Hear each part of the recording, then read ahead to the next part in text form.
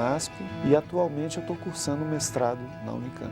Eu fui para o UFMG e fiz um pós-doutorado em estudos literários. Em literatura brasileira, mestrado e doutorado. E isso abriu as portas para que eu viesse para o Unasp. Eu tive a oportunidade de participar do ministério dos principais grupos musicais adventistas no Brasil. Letras foi o primeiro curso a enfrentar o que se chama ordienade. Os alunos tiraram A. Trabalhar com a qualidade de aluno que nós temos aqui no Unasp. Então esse ambiente é muito favorável para a atividade artística. Meu nome é Milton Torres. Meu nome é Afonso Cardoso. Meu nome é Lineu Soares e eu sou o Unasp. E eu sou o Unasp. Eu sou o Unasp.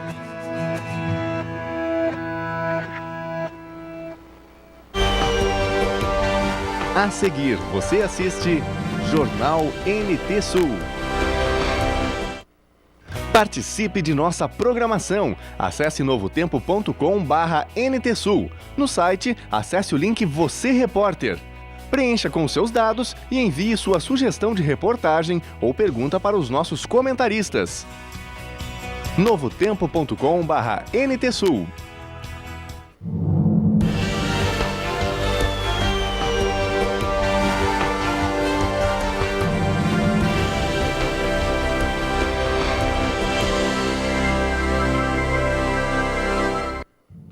Morre ícone do rádio de Cachoeira.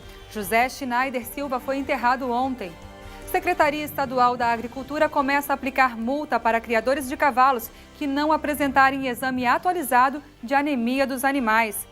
Feriado de Carnaval termina com série de furtos e roubos de veículos em Cachoeira do Sul. Campanha da Fraternidade é lançada. Foco é diálogo entre Igreja Católica e sociedade.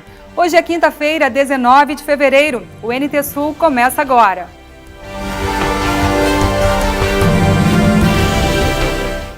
Olá, muito boa tarde. Os problemas com telefonia e internet em Cachoeira do Sul têm sido constantes. E, é claro, os consumidores são os mais prejudicados. Além da falta de comunicação gerada pelas panes, o comércio tem perdido vendas. Apesar dessas dificuldades, os lojistas ainda não procuraram o sindicato da categoria, o Sindilojas.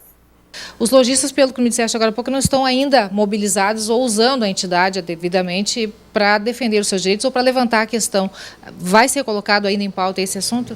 Com certeza, isso numa reunião mensal da diretoria geral, vamos dizer assim, a gente coloca e questiona. Tá? E está se pensando em fazer um questionamento antecipado aos associados em relação à oposição a esses fatos de apagões que tem acontecido nos últimos dias. E nós não tivemos nenhum registro de associado ou até mesmo de comerciante fazendo alguma referência ao sindicato, buscando alguma posição. Tá? Isso para nós é um fato novo, assim, que não parece ser normal que as pessoas não se posicionem, porque esses apagões, no caso de apagões de telefonia e de internet, isso realmente ocasiona prejuízos, ocasiona prejuízos ao comércio pela necessidade que hoje se tem em qualquer empresa de estar conectado à internet e até mesmo o telefone e a cartões, né? A essas máquinas de cartões. E isso o pessoal não tem se dirigido, o associado não tem se trazido registros aqui para o sindicato, até mesmo procurado para que se posicione em relação a isso. Com certeza, o sindicato se posicionará, porque é de praxe sempre tomar conhecimento e posição em relação a esses fatos. O sindicato poderá efetivamente também ser usado como forma de defender os direitos ou até mesmo de acionar a fiscalização, enfim, buscar uma maior efetividade no serviço? Com certeza. Com certeza, a posição é sempre em defesa da classe, de buscar um melhor atendimento, de buscar um melhor serviço e de cobrança de parte desse serviço disponibilizado à sociedade e ao comércio e aos representados da classe, né? Um acidente envolvendo um ônibus e 2 caminhões deixou uma pessoa morta e 6 feridos no início da manhã de ontem, no quilômetro 18 da RS 287 em Triunfo. Um caminhão que transportava curtume de Nova Esperança do Sul para Novo Hamburgo invadiu a pista contrária e bateu de frente em outro caminhão carregado com pedras. Um ônibus que vinha logo atrás acabou batendo na traseira do caminhão de pedras. Júlio César Fernandes, de 29 anos, motorista do caminhão que transportava as pedras, morreu no local. Já os outros feridos foram socorridos ao hospital de Montenegro. O delegado de Triunfo, Luiz Antônio Firmino, aguarda a conclusão do laudo da perícia e espera colher depoimentos de testemunhas que presenciaram o acidente, mas já adiantou que há a possibilidade de o motorista de um dos caminhões, identificado como Matheus Sescato Vieiro, de 20 anos, tenha dormido no volante e invadido a pista contrária. O delegado acredita que vai demorar de 30 a 40 dias para concluir o inquérito. Caso não haja nenhum agravante, Matheus deverá ser indiciado por homicídio culposo, quando não há intenção de matar. O feriado de carnaval terminou com uma série de furtos e roubos de veículos em Cachoeira do Sul. Ao menos 7 pessoas foram prejudicadas pela ação de bandidos. O caso que mais chamou a atenção foi o de uma abordagem à mão armada na noite de segunda-feira. Uma mulher de 25 anos teve uma arma apontada para a cabeça e foi obrigada a entregar seu carro. O assalto foi na Rua dos Loretos, enquanto a jovem conversava dentro do veículo com mais 2 amigas. O Chevrolet Onix ainda não foi encontrado. As empresas prestadoras de serviços concedidos pelo Estado ainda têm uma série de ajustes para fazer nos produtos oferecidos à sociedade. Vamos agora à nossa redação. Daniel Nunes, boa tarde. Olá, boa tarde, Darcy, boa tarde a todos. Olha, Darcy, não é de hoje que os clientes de empresas de telefonia enfrentam uma série de problemas, não somente com panes, com a falta de sinal, mas quando chega o final do mês, quando recebem a conta, os problemas ali estão presentes também. São muitas vezes pequenos valores que são acrescentados, mesmo que o cliente não tenha adquirido, não tenha comprado um pacote ou não tenha feito aquele plano específico, mas o valor está ali presente. De acordo com o deputado Marlon Santos, que publicou um vídeo na tarde de ontem apontando esses problemas, foi procurado por vários clientes, enquanto que as agências reguladoras assistem o problema de camarote. Vamos assistir um trechinho do vídeo. Eles não fazem a mínima, e provavelmente, se houver uma divulgação ampla desse vídeo, provavelmente eles vão se mexer de alguma maneira, porque eu vou fazer de tudo para eles se sentirem no bolso, através de uma coisa chamada direito difuso, que é quando o indivíduo não reclama, porque dá muito mais prejuízo procurar a justiça, dá muito mais prejuízo sair de casa e ir no Ministério Público pagando uma passagem de ônibus, do que reclamar judicialmente. Quer dizer, buscar de volta os teus centavos que tu perde todo mês, todo dia, fica muito abaixo do valor que tu vai fazer um deslocamento de um ônibus interurbano para chegar até o Ministério Público, até a Defensoria, por exemplo. Quem dirá entrar com ação na justiça. Então eles se prevalecem disso, eles sabem que tu não vai fazer, a não ser uma reclamação no 0800 deles, uma reclamação na internet, dizendo da tua insatisfação. Aí está um trechinho do vídeo gravado pelo deputado Marlon Santos, publicado nas redes sociais, gerou grande repercussão na tarde de ontem, especialmente. Nós vamos conversar hoje com o deputado e amanhã aqui no NT Sul você vai assistir um bate-papo com o deputado que promete ir à Procuradoria-Geral do Estado para buscar soluções para esses problemas que afetam a comunidade como um todo. Darcy. Obrigada, Daniel. Veja depois do intervalo, morre ícone do rádio de Cachoeira, José Schneider Silva. Campanha da Fraternidade é lançada. O foco deste ano é o diálogo entre igreja e sociedade. Veja ainda, Cachoeira do Sul se destaca na criação de cavalos da raça crioula. Eu volto já já.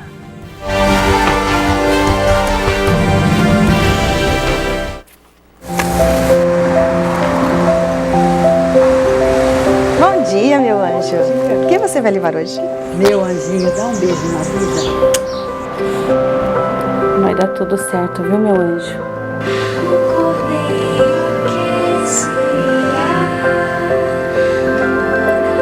Ela canta como um anjo.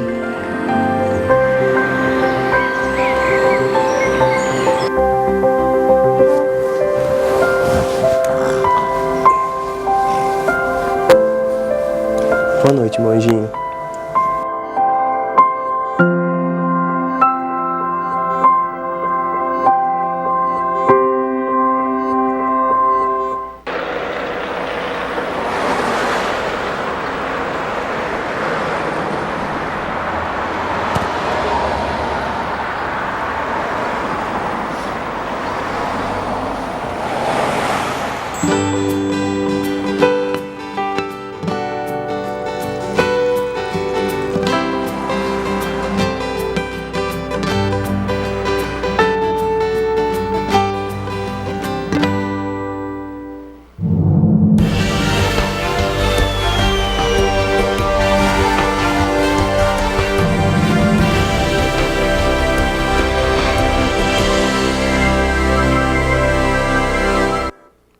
Morreu ontem o radialista José Schneider Silva aos 81 anos. Schneider faleceu em decorrência de complicações de uma infecção urinária aguda. Ele foi sepultado na tarde de ontem em Cachoeira do Sul. O radialista ficou conhecido por atuar por quase 35 anos no Rádio Cachoeira, onde foi gerente e criou o bordão: antes da hora, não é hora. Depois da hora, também não é hora. Nos últimos 5 anos, Cachoeira do Sul tem se destacado na criação de cavalos da raça crioula. O médico veterinário Alex Erhardt trabalha com genética de ponta para cruzar sua criação. Nossa equipe de reportagem esteve na fazenda para mostrar detalhes desse investimento. Como funciona a parte de cruzamento das éguas? Aqui, primeiro, o estágio das éguas é a gente selecionar o reprodutor para qual elas vão ser destinadas. Isso vai muito depender do sangue delas, para não ter consanguinidade, ou o biotipo que a gente está buscando. Qual cavalo vai melhorar um defeito numa égua, ou que égua vai melhorar aquele detalhe num cavalo. Daí, depois de selecionada qual garanhão para qual égua, a gente começa a fazer o controle de folículo, por ultrassom, por palpação retal, a gente faz o controle com ultrassom. E daí vai medindo o folículo. Quando a égua estiver no cio e um folículo de bom tamanho, a gente induz a ovulação dela e insemina. Como para não ter desgaste dos cavalos, a gente acaba coletando o cavalo e inseminando várias éguas. Então, com uma coleta de um cavalo, a gente consegue inseminar às vezes 5, 6, 7 éguas com uma mesma coleta. E a questão da indução, como funciona? É com hormônio, tem um hormônio específico que induz a ovulação. Daí, em 48 horas após o aplicado, ela vai ovular. A gente tem certeza que no momento que a gente inseminou a égua, ela vai ovular.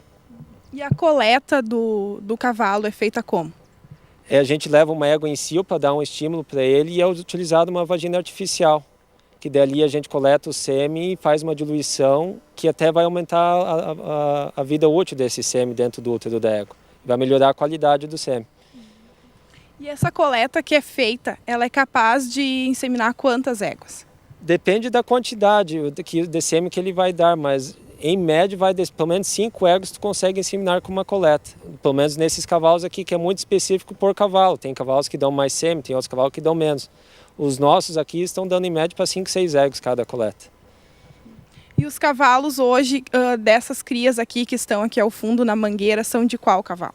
Aqui a maior parte dos potros são do Rumo Certo, que é um cavalo novo que nós estamos utilizando. E aqui é a primeira geração dele na fazenda.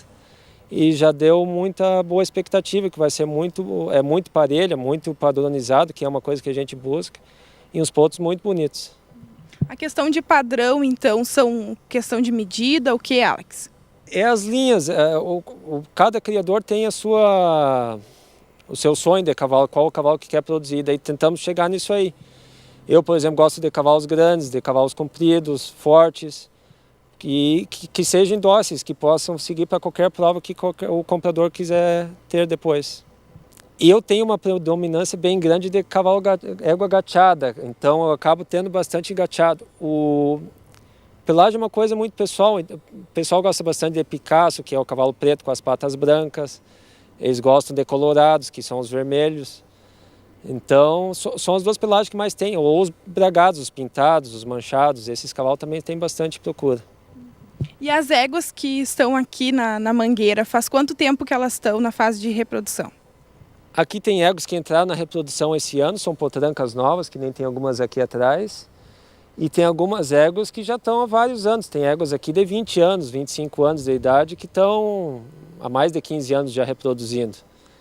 Essas éguas que estão aqui nessa mangueira aqui são as que estamos trabalhando com a reprodução ainda, então estão sendo cobertos ou já estão cobertos e estamos esperando o diagnóstico de prenhez. Então, e as outras éguas prenhez já estão em outro campo. Aqui é só as éguas que ainda estão sendo cobertas. E depois então do potro nascido, quanto tempo eles permanecem com as éguas? Em média 6 meses. Se tenta tirar no máximo 8 meses para a égua poder se recuperar para o próximo potro, até porque o potro acaba sugando a égua bastante e tirando bastante energia dela. Então, para ela ter, se ela conseguiu emprenhar de novo, para ter recuperação suficiente para da outra cria. E tu conseguindo tirar o potro com 8 meses, dali a quanto tempo ela está preparada para uma nova gestação? Ela já começamos a lidar com a próxima gestação dela 7 dias depois dela dar cria. 7 a 8 dias depois dela dar cria, ela já entra em cio de novo. Então já começamos a trabalhar. Então quando tu está desmamando o potro, ela já provavelmente está prenha. Ou pelo menos se espera isso, que a gestação é 11 meses. Então, como a temporada é curta, então deu cria, já começa a inseminar de novo. Não se perde tempo. E a questão de cria e recria das éguas é uma área vantajosa financeiramente? Cavalo é mais uma brincadeira, né? Ainda não está um grande negócio para remuneração. Tem possibilidade, hoje os valores estão bem altos, então é se trabalhar para chegar a fazer a sua genética para poder vender a sua genética. Eu acho que tu não é um tempo muito comprido até tu chegar para tu chegar a vender os cavalos, então demora até nascer o potro, botar a égua em cria e ir melhorando. Então, de um começo de uma cabanha se gasta 10, 20 anos até tu poder fazer a sua genética para vender. Então isso eu acho que as pessoas não sabem, às vezes pensam que compra uma égua dando cria já vai estar vendendo potro. Eu acho que para fazer a sua genética é um trabalho bem comprido.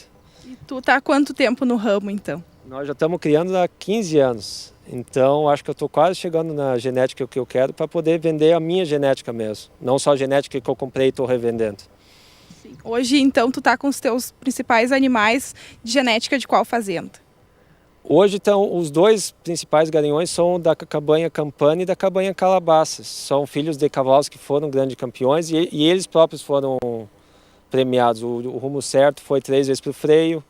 O Dito e Feito foi 3º melhor potranco da Expo Inter e ainda vai seguir campanha.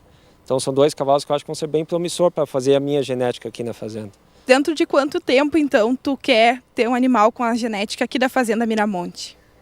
Agora com esses 2 cavalos, eu acho que nos próximos 5 anos eu já vou poder estar saindo com filhos deles. E eu acho que esses filhos deles já vão ser os cavalos que eu vou querer mostrar. E eu acho que vão ser animais que eu vou ter potencial de chegar com um nível de competição alto, no freio de ouro e morfologia. Então acho que com esses 2 cavalos, a aquisição desses 2 cavalos, eles vão poder me chegar a nível Expo Inter, vamos dizer. E o investimento, tu tem contabilizado de quanto tu fez já aqui na fazenda para a parte de cria? Entre compra de animais já foi mais de 500 mil reais aqui hoje. Claro que fora outros custos aqui durante a cabanha, mas já chegou mais de 500 mil. Entre 15 anos, né? Não tudo num período só. Então já é um investimento grande, agora tem que ter retorno. E dessas 25 éguas em cria que nós temos aqui na Mangueira, a questão de fêmea e macho, qual foi a média do último ano agora? Agora está quase 50%, tem um pouquinho mais de macho, mas não é uma diferença tão grande. Um ano um pouquinho mais, o outro ano um pouquinho menos. Mas por mim pouco interessa, desde que seja de boa qualidade, pode ser macho, pode ser fêmea, eu gosto dos 2. E o preço, Alex? Hoje um filhote aqui dos teus animais sai por quanto? Eu espero que os potrancos agora do Rumo Certo e do Dito e Feito tem que sair numa média de 10, 15 mil reais. Isso é a expectativa dos potros, que são potros que eu acho que têm um nível de competição alto de qualquer evento que a pessoa que comprar pode fazer. Então acho que eles devem ter uma média dessa volta aí. E eles saem aqui da fazenda com que idade? A gente comercializa a partir dos 2 anos, que daí é uma idade que o animal já está pronto para reprodução, pronto para a doma, o que o comprador quiser. E já está bem desenvolvido, então é sempre a partir dos 2 anos. E saem só potros, não saem o potro com a égua? Em remates, às vezes a gente vende éguas com cria, ou éguas prenha, ou potrancas prenhas. Depende muito do ano, a gente tenta vender mais os produtos, o que a gente gerou aqui. Mas tem anos que, claro, sempre tem a renovação de éguas, acaba sempre se vendendo algumas éguas de cria. Mas o principal é os potrancos. Obrigada. Darcy, voltamos ao estúdio. Obrigada, Gabriela. Neste período do ano, durante as férias, o número de animais de rua aumenta. O biólogo Milton Martins fala sobre esse assunto.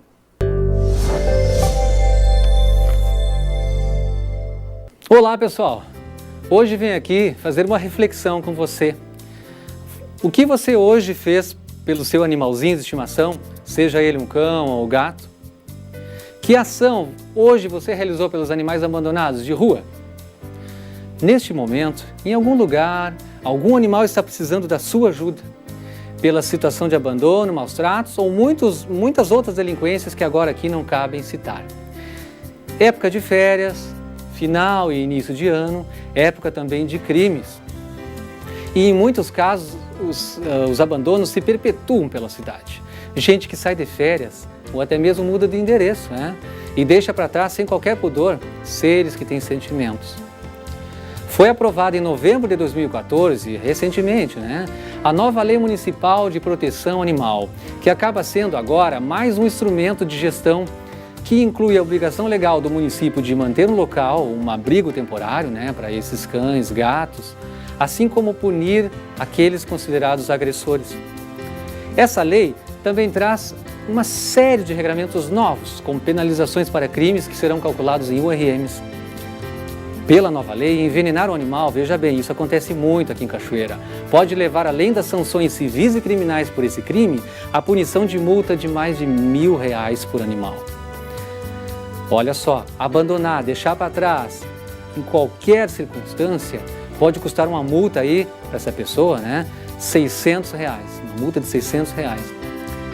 Além, mas é claro, além dessas sanções de multa em dinheiro, a nova lei veio para favorecer realmente a proteção do animal como um todo, né? Ela não foi criada, lendo ela no seu escopo total, a gente percebe que ela não criou aí um regramento, né, só para punição, mas sim uma política como um todo para a proteção animal. Fica aqui, portanto, o registro de mérito aos nossos vereadores que aprovaram essa lei, feita por diversos profissionais, veterinários, biólogos, enfim, uma série de profissionais que se engajaram nessa lei aí, nessa nova política de proteção animal, que é exemplar.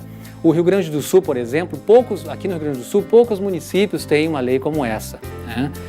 Resta agora aplicá-la, né, com maestria aí, em prol dos nossos amigos quatro patas, né?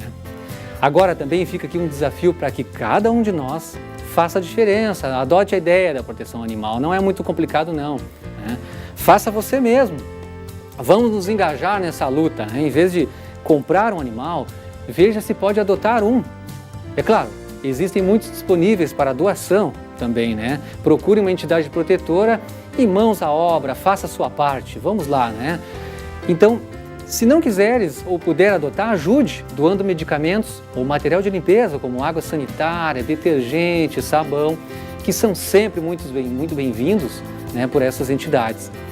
Caso não consiga retorno das suas denúncias, busque apoio nas entidades de proteção animal, que vão te dar todas as dicas de como você pode ajudar. Tanto capturando esse animal, ajudando no telefonema, ou até mesmo, né, ajudando com dinheiro mesmo, se for o caso. Bom, pessoal, fica aqui então a minha mensagem de hoje para vocês, né, para que vocês, a partir de agora, entrem nessa causa, aí, nessa luta aí, em prol desses animais que estão precisando do nosso apoio nesse momento. Por hoje e pela atenção de vocês, muito obrigado e até nosso próximo encontro. Até lá! Tchau, Milton. Até lá. Muito obrigada pelas dicas. Todos os anos, logo após o Carnaval e 40 dias antes da Páscoa, a Igreja Católica realiza a campanha da fraternidade. O bispo diocesano Dom Remídio concedeu entrevista ao NT Sul sobre o lançamento da campanha em Cachoeira, realizado na tarde de ontem. A campanha da fraternidade é desenvolvida em todo o território nacional. E o que muita gente não sabe é que ela é desenvolvida desde 1962, por iniciativa da Conferência Nacional dos Bispos do Brasil. Eu vou conversar sobre isso agora com o bispo diocesano de Cachoeira do Sul, Dom Remídio Bon, que vai nos dizer um pouquinho sobre os objetivos da campanha da fraternidade. Em primeiro lugar, a campanha da fraternidade, como o próprio nome diz, fraternidade. É o momento em que, como cristãos e como igreja, nesse tempo da Quaresma, que é o tempo especial da nossa preparação para a Páscoa, nós queremos viver esse espírito de conversão, de fraternidade. E a cada ano, como já disseste, desde 62 ou mais de 50 anos, a Conferência Nacional dos Bispos do Brasil está realizando essa conferência, essa campanha, em vista justamente de atender às necessidades humanas num espírito fraterno, de conversão. Por isso, neste ano, nós temos escolhido o tema Fraternidade e Sociedade, para viver de modo especial, à luz do Evangelho, aprofundar um pouco o relacionamento de igreja e sociedade, tendo em vista que somos servidores do bem comum, servidores da paz.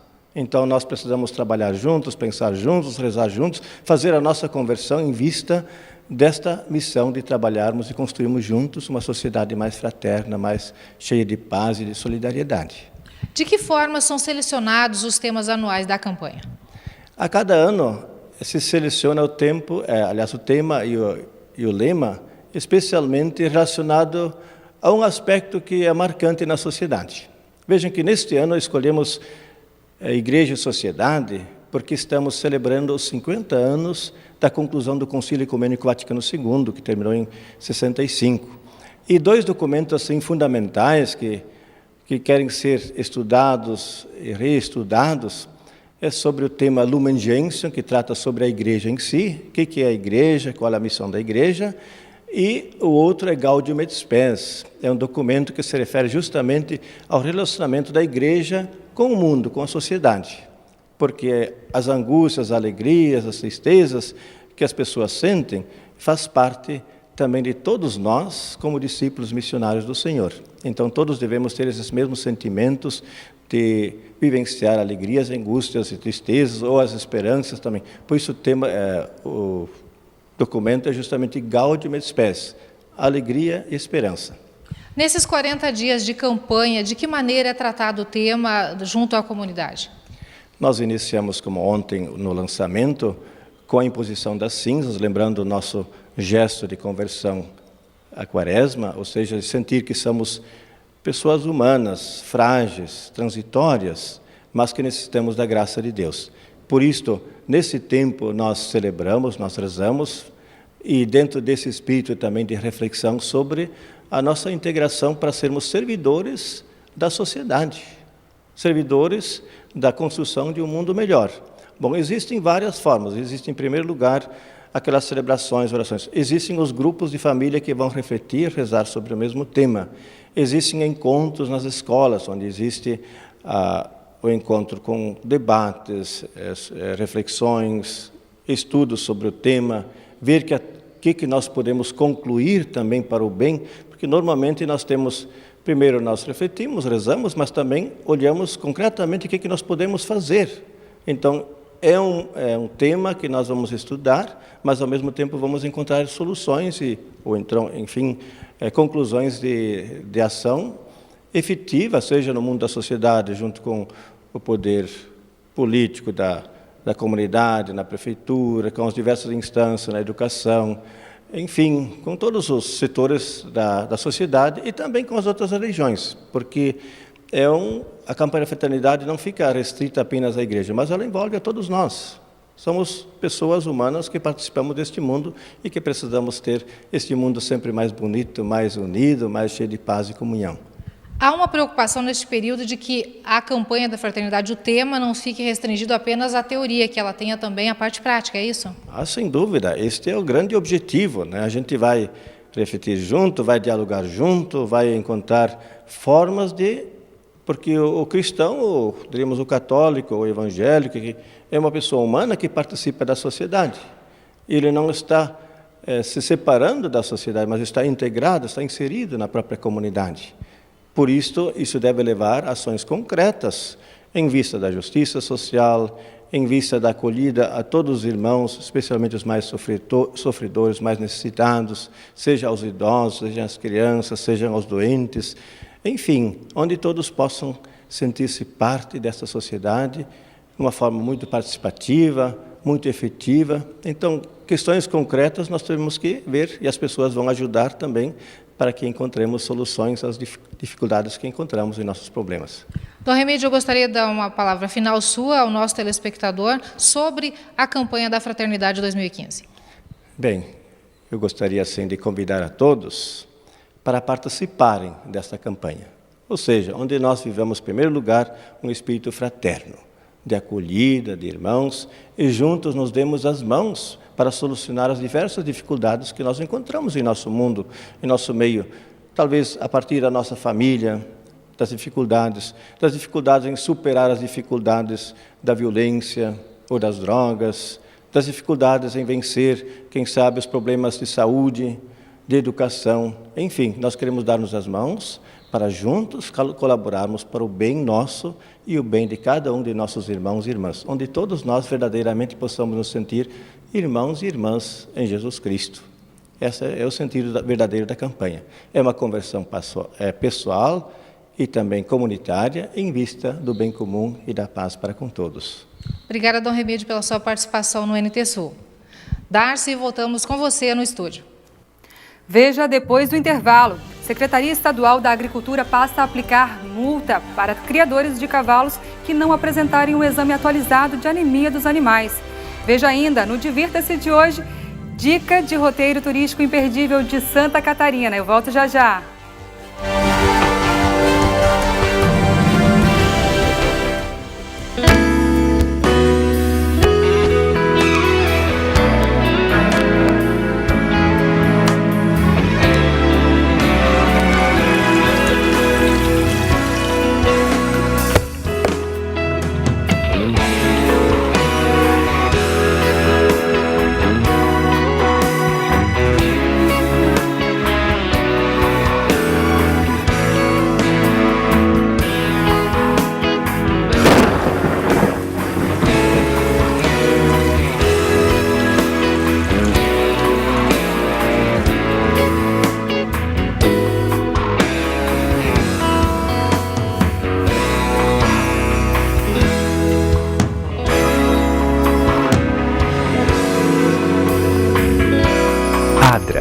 Transformando o mundo, uma vida de cada vez.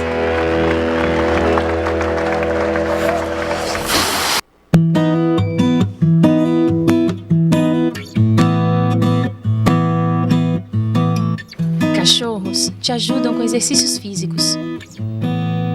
Também te ensinam a ter bom gosto pela arte. Eles te ensinam a ter paciência.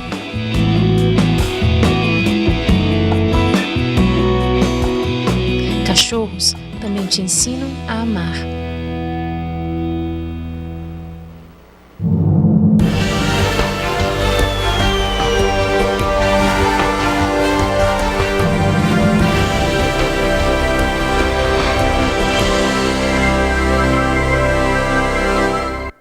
A Secretaria Estadual da Agricultura passou a aplicar multas a partir deste ano para criadores que não apresentarem o exame atualizado de anemia equina. A anemia equina é o mal-estar infeccioso que se instala no organismo do animal. Mesmo com o vírus alojado, em alguns casos o equino não chega a apresentar os sintomas da doença, entre eles febre, hemorragias e perda do apetite. A anemia infecciosa é uma doença crônica e ela é principalmente por vetores como alguns insetos, como alguns tabanídeos, né? Como principalmente a mutuca. Então, ela veicula, né, o vírus de um animal para outro.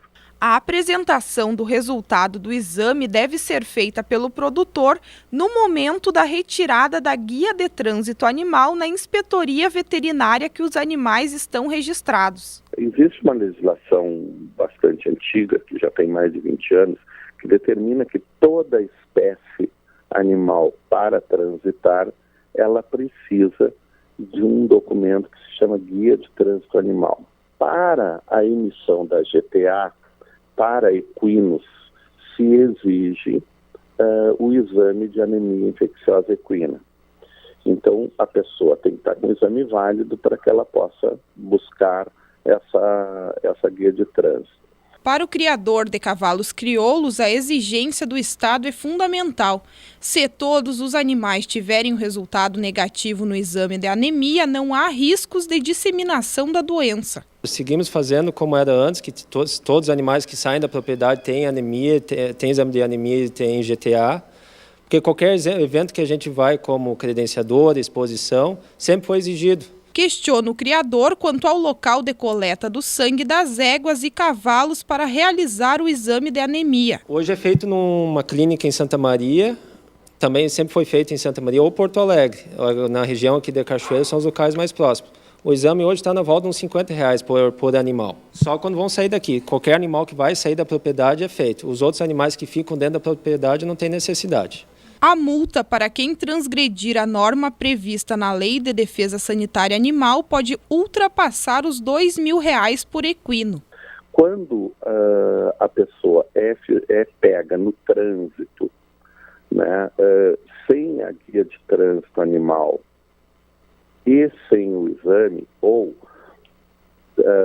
apenas sem a guia de trânsito, mas se ele tiver o exame, aí a multa é apenas sobre o trânsito, sem a guia de trânsito. Então, existem multas, né, que elas variam aí em torno de R$ 1.500 cada uma, no caso, poderão ser aplicadas até duas, né, uma pelo trânsito sem GTA e outra por trânsito sem o exame. Eu acho que o valor da multa está um pouco alto, que dependendo da pessoa, que seja uma pessoa humilde, for multado, pode ser bem prejudicial para ele. Porém, eu acho que deveria ser exigido o exame de anemia, porque é uma doença de risco para o Rio Grande do Sul. E a única alternativa para o animal positivo é o sacrifício. Então, eu acho que o valor do exame se torna barato com relação a poder perder seu animal ou poder prejudicar os animais dos outros. Segundo o supervisor, a aplicação estava suspensa porque os criadores reivindicavam que o prazo de validade do exame era curto. Um prazo de validade de 60 dias para o exame. Esse prazo ainda permanece, essa validade, para o trânsito fora do estado do Rio Grande do Sul. No Rio Grande do Sul, nós realizamos um estudo de prevalência em que foi avaliado, né, a situação epidemiológica da anemia infecciosa, onde nós encontramos um índice bastante baixo. E de forma que nós pleiteamos junto ao Ministério e elaboramos uma legislação onde houve uma expansão desse prazo para 180 dias. E o valor da multa dos promotores de eventos pode chegar aos R$ 30 mil. O custo do exame de anemia é barato, porque eles vão estar transportando, o exame agora está valendo 6 meses. Isso vai durar por bastante tempo, o custo por mês para eles vai ser baixo. E vai dar uma garantia que no rodeio que eles estão indo, como vai ter um responsável técnico, todos os animais vão ter exame de anemia negativo, não vai ter risco para o animal dele contrair a doença. E vai evitar que o animal dele tenha que ser sacrificado algum dia. Eu acho que isso é uma garantia boa para os laçadores. E o controle, como tu faz aqui para não ter risco nenhum para a transmissão dos animais? Também com os animais que entram aqui na propriedade, como com os animais que vão ser transportados para virem aqui, como éguas para cobrirem de fora, tem que ter o exame de anemia também, e GTA. Porque como ele, para sair da propriedade, para transportar, ele vai ter que fazer. Então eu tenho a garantia do animal que está entrando na propriedade não tem a doença. Questiono Marcelo sobre a penalidade aplicada ao criador que tiver um animal infectado. A maior penalidade é que o animal, é a perda do animal, né? Porque existe a legislação determina, então, que os animais positivos, eles têm um prazo de 30 dias para serem sacrificados. Está pensando em viajar? O NT Sul apresenta toda quinta-feira uma incrível dica de turismo. Veja de hoje. Boa tarde, João Paulo. Oi, Darcy. Boa tarde a todos. Você conhece o projeto Tamar em Santa Catarina? Confira hoje na minha dica de turismo.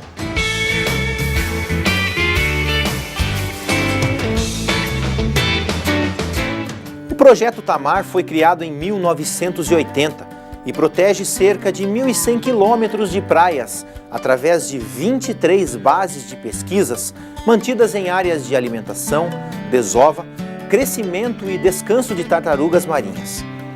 Nas regiões litorâneas com potencial turístico, o Tamar mantém centros que funcionam como núcleos de sensibilização e educação ambiental, além de oferecer lazer, entretenimento e serviços. Em Florianópolis, o projeto existe desde 2005 e lá o principal objetivo é minimizar os efeitos predatórios da pesca sobre tartarugas marinhas, isto é, atuam na conscientização dos predadores. A base do projeto fica na Barra da Lagoa, cerca de 25 quilômetros do centro de Floripa e funciona todos os dias em horário comercial. Lá, o turista pode conhecer de perto alguns exemplares de tartarugas que foram salvas pelo projeto e hoje vivem por lá, assistir um filme contando sobre a história do projeto Tamar, comprar souvenirs do projeto e, principalmente, acompanhar uma das visitas orientadas que acontecem diariamente. Nossa sugestão é que o turista assista o filme do projeto antes do passeio, já que durante a visita ele aprenderá mais sobre as tartarugas. Além de conhecer as 4 diferentes espécies de tartarugas que desovam nas praias brasileiras, durante a visita também conhecemos como são os esqueletos e os cascos destes animais, bem como as principais ameaças para a sua sobrevivência.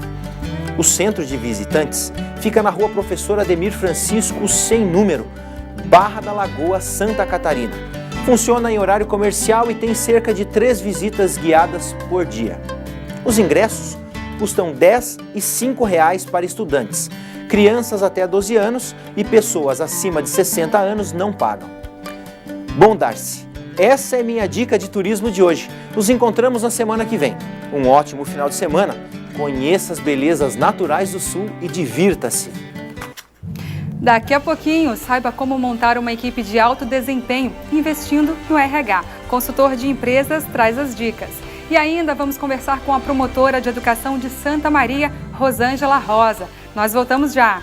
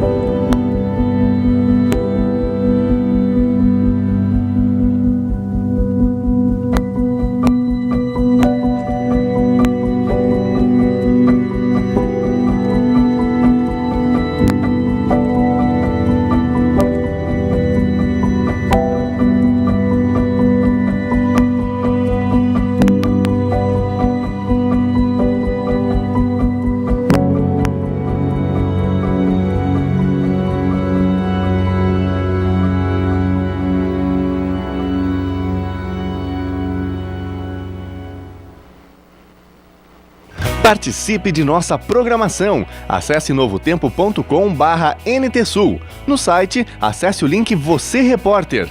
Preencha com seus dados e envie sua sugestão de reportagem ou pergunta para os nossos comentaristas. novotempo.com/NTSul.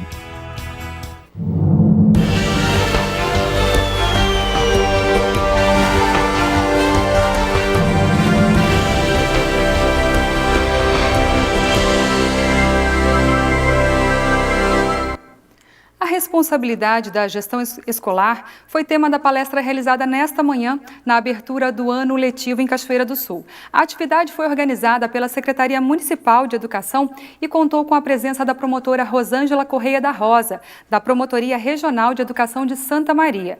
A atividade foi voltada para as equipes diretivas das escolas municipais. As aulas na rede municipal começam na próxima segunda-feira, dia 23. Nós recebemos agora a promotora regional de educação. Olá, tudo bem, Rosângela? Boa tarde. Boa tarde. Seja bem-vinda ao NTSul. Muito obrigada. Tá. Bom, doutora, você falou sobre uma palestra agora durante a manhã, né? Que fala sobre a responsabilidade do gestor escolar. Qual é o grande dilema, qual é o grande desafio do gestor escolar na atualidade? Bom, a legislação brasileira estabelece que a gestão escolar, a escola como um todo, ela tem 3 autonomias: financeira, administrativa e pedagógica. Eu diria que o grande desafio do gestor escolar é fazer com que essa autonomia, essas 3 formas de autonomia estejam voltadas para a educação de qualidade.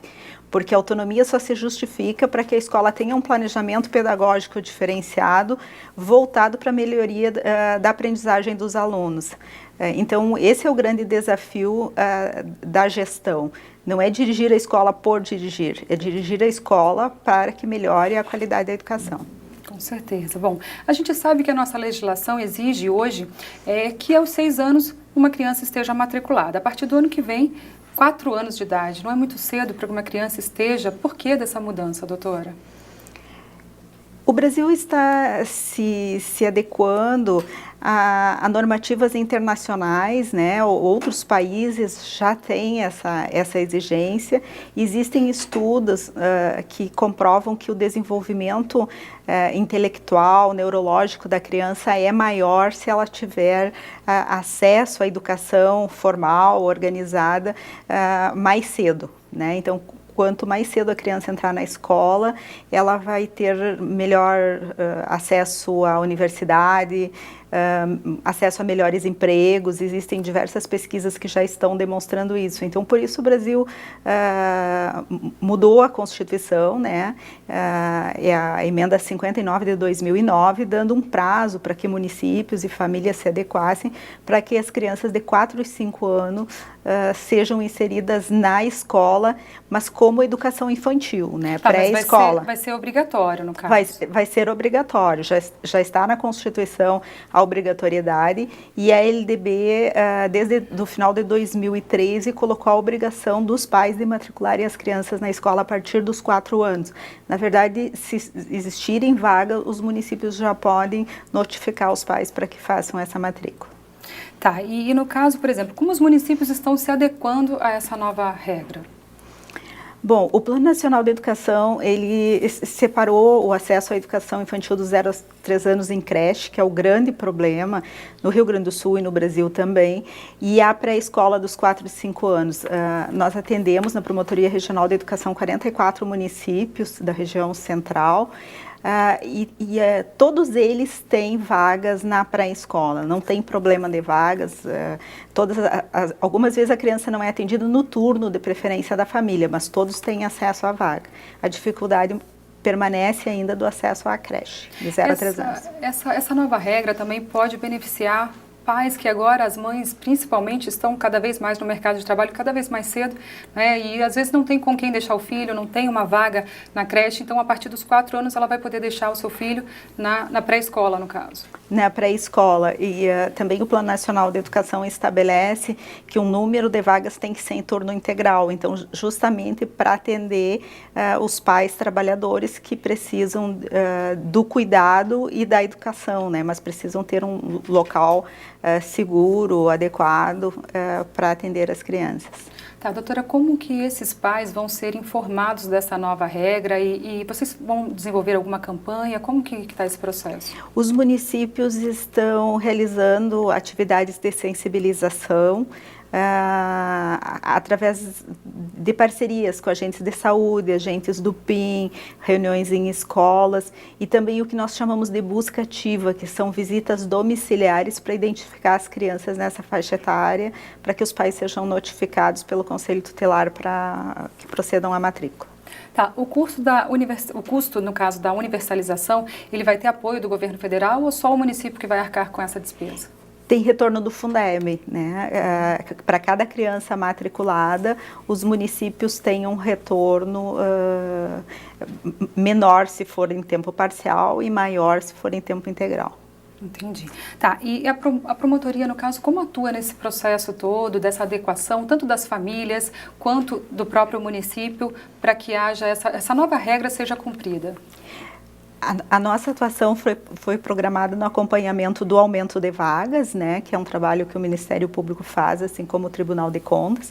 No site do Ministério Público tem, inclusive, gráficos demonstrando quanto falta cada município do estado atingir ainda em vagas em creche pré-escola. E nós fizemos também um acompanhamento da busca ativa, então para ver o que os municípios efetivamente estão fazendo, a gente se reúne periodicamente com secretários de educação, presidentes de conselho de educação, representantes da rede escolar, para ver os resultados de cada município. Tá certo. Doutora, sobre a palestra de hoje de manhã, né, a responsabilidade do gestor escolar. Fala um pouquinho sobre o que você passou para o pessoal, quais são os princípios básicos para que haja uma boa gestão escolar, por favor. Bom, acho que um dos pontos assim importantes, a gente fez um apanhado da legislação a partir da Constituição Federal, a Lei de Diretrizes e Bases da Educação, que é de 1996, e o Plano Nacional da Educação, que é a nossa legislação da educação mais atual, que é de 2014.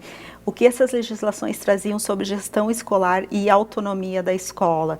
Porque muitas vezes se usa autonomia como uma coisa, eu faço se eu quero, eu não estou submetido ao sistema municipal, ao gestor municipal, ao gestor estadual.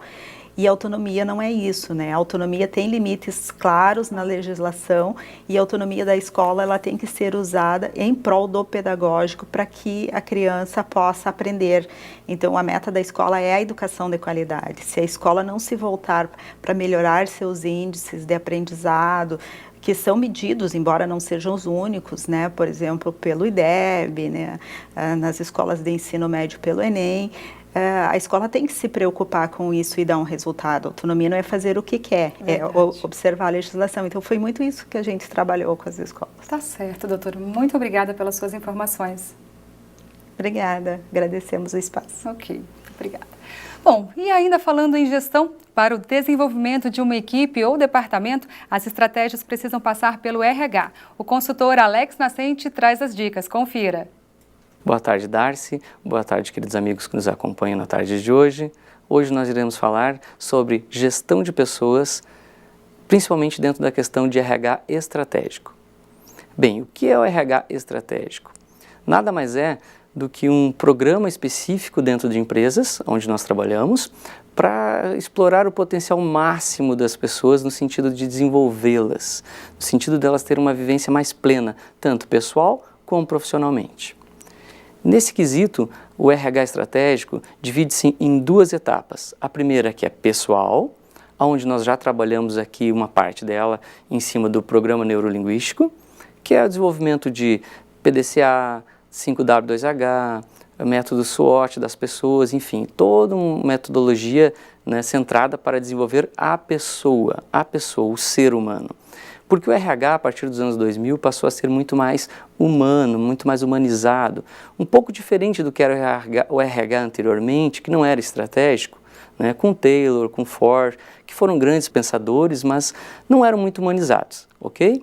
Então, nós desenvolvemos toda essa questão com as pessoas hoje em dia. Então, por isso o RH hoje, estratégico, ocupa uma versão muito importante, muito impactante dentro das empresas. Voltando para as pessoas, desenvolvemos então dicção, oratória, desenvolvemos nas pessoas comportamentos físicos, sociais, fisiológicos, que são muito importantes para melhor gerir a questão das pessoas, ok? Questão profissional.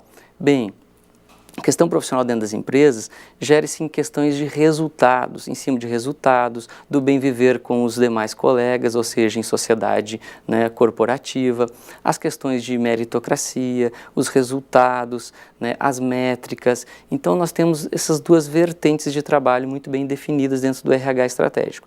E hoje é de fundamental importância um trabalho visado em cima de qualquer tipo de empresa, seja ela micro, pequena, média, grande empresa, o RH hoje ele está sentado ao lado direito da direção. O RH hoje deve ter um comportamento muito bem definido, muito bem claro. Começando pela questão de captação, né, captar esse indivíduo, treiná-lo, gestá-lo, qualificá-lo e, claro, controlá-lo. Por quê? Controle de resultados que a gente fala. Então esse desenvolvimento deve ser muito bem claro dentro das questões do RH. Descascando um pouco isso, nós teremos uma comunicação que o RH, né, que o gerente de RH deve ter muito clara e muito objetiva, deve ter metas muito claras e objetivas, deve saber verificar no seu indivíduo que está ali sendo entrevistado se ele tem um grau de comprometimento, né, muito grande ou não, se ele tem foco, se ele tem inovação, se ele tem essas vertentes que são muito importantes. Porque, veja bem, para o RH, a questão mais fundamental hoje, que acontece inúmeras vezes nas empresas, são os conflitos. Como gerar e gerenciar essas questões de conflitos? Bom, gente, gerenciar e gerar conflitos tem uma gama muito grande de trabalho a ser feito nisso, mas rapidamente, praticamente, é equalizar as necessidades da empresa com os dos funcionários e seus demais colegas, certo?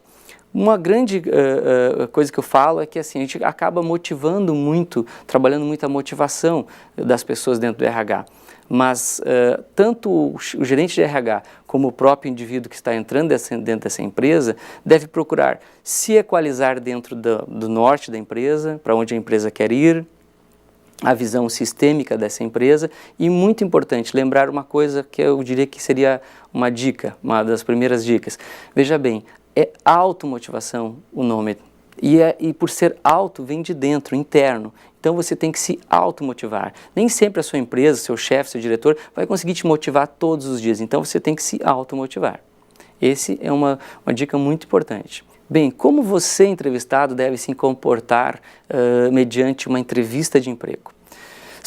Você já sabendo então que o RH tem todas essas visões, essas métricas e essas necessidades, você deve então procurar ter foco, ter objetivos claros e concisos, manter uma dicção, uma oratória, uma postura, porque o corpo fala, e se o corpo fala pode também lhe entregar. Muito cuidado, senhoras e senhores, com a questão de brincos muito expressivos, alargadores de orelha, de nariz, gírias, certo? Colocações desnecessárias. Muito cuidado, principalmente para as meninas, né? Com mini saias, com degotes muito grandes, com expressões às vezes meia dúbias. Muito cuidado. Os meninos, não vá de boné, não vá de tênisinho e meia, se comporte com profissionais, porque as empresas hoje estão numa era realmente de qualificação. Então, o candidato tem que ser cada vez mais qualificado. Fala-se muito que não tem mais candidatos por aí, mas na verdade existe N candidatos. O que falta de verdade são profissionais qualificados para gerir essas vagas, ok? Bem, então agora para você que está nos assistindo, uma última dica. As pessoas pensam muito em ter, elas querem muito ter, e elas se esquecem que na verdade antes vem o ser e depois vem o fazer. Serem pessoas melhores, serem pessoas mais ativas, serem pessoas mais para frente, com positivismo, que é uma das dicas, certo? E o fazer. O que é o fazer? É realmente se levantar da cadeira e fazer as coisas acontecer, sair para a rua, buscar um emprego, buscar a qualificação, fazer realmente a sua vida mudar. Aí sim você convencerá você e você mudará a sua vida e convencerá realmente quem está lhe entrevistando. E a sua chance está aí, não esqueça. Uma ótima tarde a todos e até semana que vem.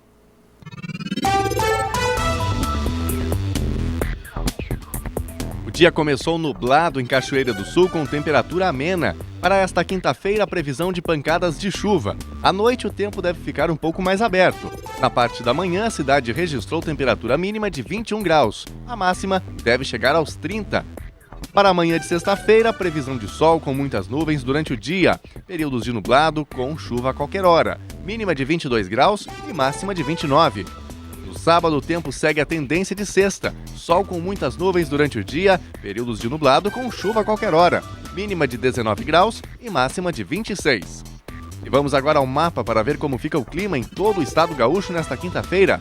O Rio Grande do Sul terá uma jornada de tempo instável. O dia começou com sol entre nuvens em grande parte do estado, mas no decorrer do período, a nebulosidade aumenta e provoca pancadas de chuva em todas as regiões. Áreas da fronteira oeste e do sul gaúcho já tiveram chuva pela manhã. Nas demais regiões, a instabilidade chega entre a tarde e a noite. Não se descarta o risco de temporais em pontos isolados do estado. O dia também será marcado pela forte sensação de abafamento antes da chegada da chuva. Vamos agora às temperaturas máximas previstas para hoje. Em Pelotas, no sul do estado, máxima de 29 graus. Para Porto Alegre, máxima de 32. Em Passo Fundo, 29. Em Santa Maria, 30 e 32 graus em Uruguaiana. No litoral norte, em Tramandaí e Capão da Canoa, 33 graus.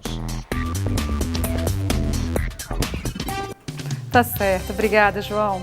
O NT Sul termina agora. Outras informações em novotempo.com/NT Sul e em facebook.com/TV Cachoeira. Aproveita e curta a nossa página, tá bom? Nos encontramos amanhã ao meio-dia. Até lá. Tchau!